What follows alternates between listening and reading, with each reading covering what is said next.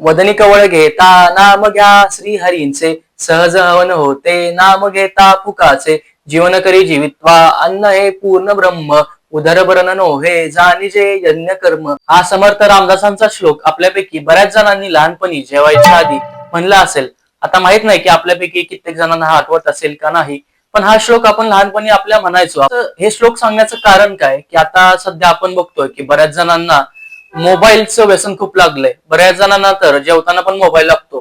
तर हा जो आता श्लोक सांगितला त्यातील 3 शेवटचे जे लाईन्स आहेत ते खूप महत्वाचे आहेत. भरण नो हे जाणी जे यज्ञ कर्म.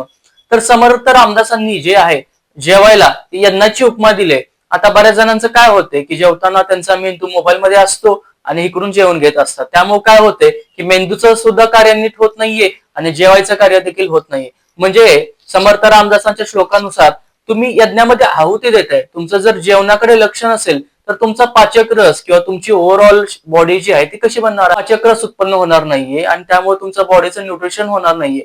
आता आपण बघतोय की बऱ्याच जणांना पोटाचे आजार असतात, सोबत मानसिक आरोग्य देखील त्यांचं बिघडलेलं असतं.